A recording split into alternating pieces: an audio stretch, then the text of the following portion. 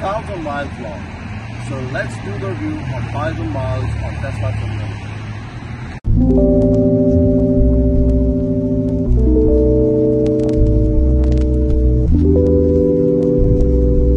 So first thing first, we'll start with controls. So like everybody said and like expected, its control is working great. So we'll start off with lights, automatic lights, and you can adjust it through the screen and everything. So when I see at the screen, it looks pretty impressive. Then all the luxury vehicles like Mercedes and BMWs, whenever you leave the car and you lock the car, the mirrors fold themselves. So that's great. One thing that I think that is noticeable, maybe because of some software and everything, I felt like there is a specific lag in the wipers. For example, I keep my wipers all the time on automatic mode, and but there is specific lag, like 1 or 2 seconds when you press on the auto. It does not start that quickly. Other than that works great and everything looks great and everything. Then there is one mode on control, that's the Sentry mode, that I love the most, because you can see your car at any point of time, at any place in the world through your cell phone app. So that's the best thing I can feel. And that's it for the steering thing. The best thing about steering is that you can come in, come out by adjusting its settings and everything through just the roll of the dial and everything. Steering is a bit standard that comes in modern vehicles. It does not have, but it looks really regressive. I feel like if you've I use it like for 10 years or 5 years something, it will wear off. But other than that, for first 1,000 miles, it worked.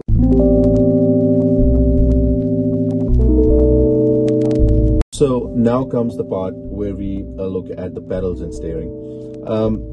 Because it was my first EV vehicle, I was having trouble fixing and kind of just on regenerative brakes. But at first I was a bit like how to use it and everything, but now I think it feels great because because of the fact that it saves a lot of energy and everything. So I feel like it's great. There's one acceleration, there's 2 acceleration mode in Model 3, chill and standard. Standard goes really fast. Chill is the one that I'll suggest that to use, because it saves a lot of energy, and it saves a lot of charging and everything. So I have not used all of its steering modes. I've not used sports and standard, because I'm the guy that works on all the time comfort mode. So that's great. But like all modern vehicles, SUVs and everything, you have hold when you press the brakes. But for this Model 3 Tesla, whenever you're like not using your a pedal for acceleration, it automatically gets into the hold mode, and that's great. That obviously that works for me. So that is my experience with Model 3.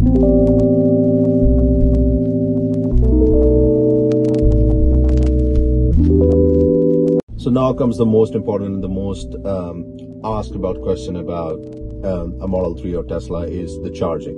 So how does that work? So for me, for first 1,000 miles, charging has been great, as expected. It's been working like fine for me, because I've been using it every day. Like I've been using it at least 20-30 miles, so it's been working great, because I've been charging mostly at home by the mobile connector, and that can charge like 50 miles per 10 hours, because it's just using 10 amperes of energy of current. So that is the best thing. One con for this that I felt was later on I realized was the charging stress. That is mental stress that happens with all the Tesla owners when they use the two ways to look into the charging. One is by miles, your range by miles. Like for my vehicle, it's 272 miles, and the other way is the percentage. I feel like whenever I look into the percentage thing, I feel stressed because it's all the time going down. So how I overcame that? I overcame it by pressing it and changing it to into the mile visibility. So how that helped me is like whenever I know like it's 100 or less than 100, I have to go to the supercharger. I have gone to the supercharger. Supercharger is expensive relatively to the home charging, but that is still cheaper than the normal gas, whatever you feel. Whatever it takes to fill up your vehicle. So that's one thing. Because this is a 2023 model. Before that, all the models were.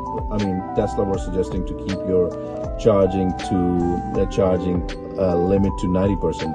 And do not overcharge it, like do not go to 100%, but this one is 2023 Tesla, and this model they have new batteries and everything. They suggest to charge at least one per week to 100%. So I've been using it. Like I have not been using a supercharger as of now that much, but I've been using it in because there's a lot of Tesla superchargers around, so I've been using it for a long time, for some time. And only once I have charged it less than 100. Other than that, I've been charging it for 100% of all the time. So charging for me, in terms of charging and everything and range and everything, it is great, but it induces some stress. So that's the only thing that we have to look at.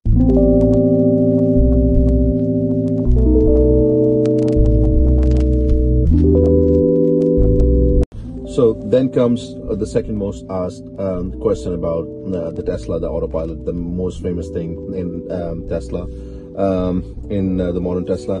For this Tesla, we have bought actually the enhanced autopilot package. We have not bought FSD, the full self-driving mode. So for now, for me, the autopilot was great because I've been using it for like 100 miles on the highway.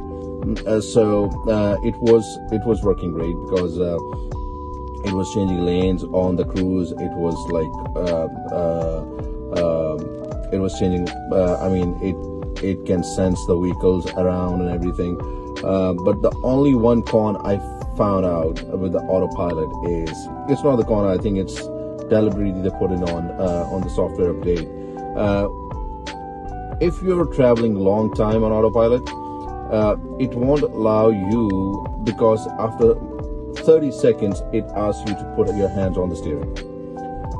So if that happens more than 5 times, it will cancel the autopilot automatically, or more than 5 times. I think 6 or 7 I counted.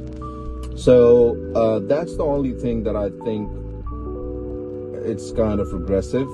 Other than that, autopilot is working as expected. For enhanced autopilot feature, we are still waiting for the automatic park and the auto summon feature that they're saying that will come in like a couple of months.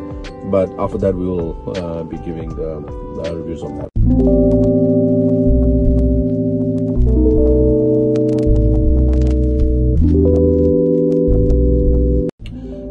So one of the things about the Tesla that I found out in my recent encounters is the entertainment app, entertainment section with this Tesla. It has Netflix, it has YouTube, and it has Hulu, Disney, TikTok, and everything. So whenever you're parked and whenever you're charging in a supercharger and everything, you can use your YouTube and Netflix and everything. And I think that is the best thing that I felt like that worked great for me.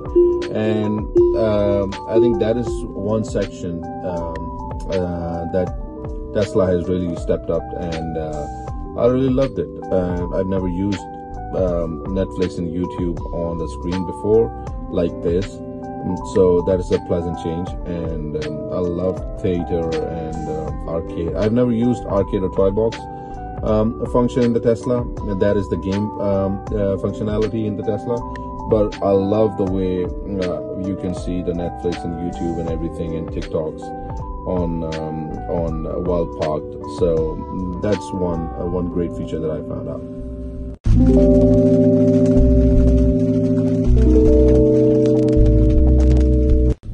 So coming to our last portion of software update,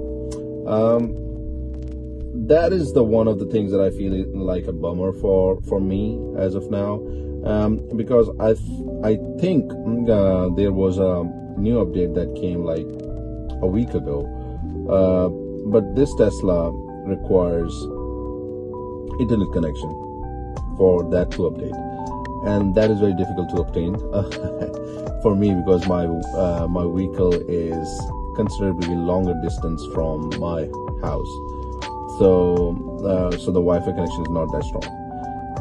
So that's why I've not been able to download any update as of now on this vehicle. So I was thinking, like, just if Tesla could have downloaded the update on its own internet, that would have been great. But for this one, I feel like they could have done.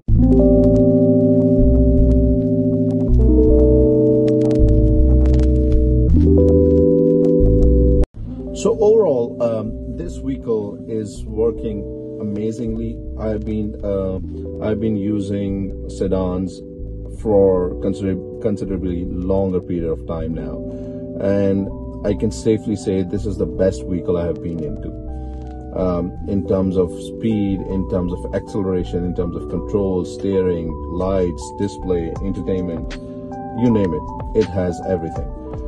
So I'll say for first 1,000 miles, my experience is great, and I'll recommend everyone to use it. Thank you very much, and thanks for watching.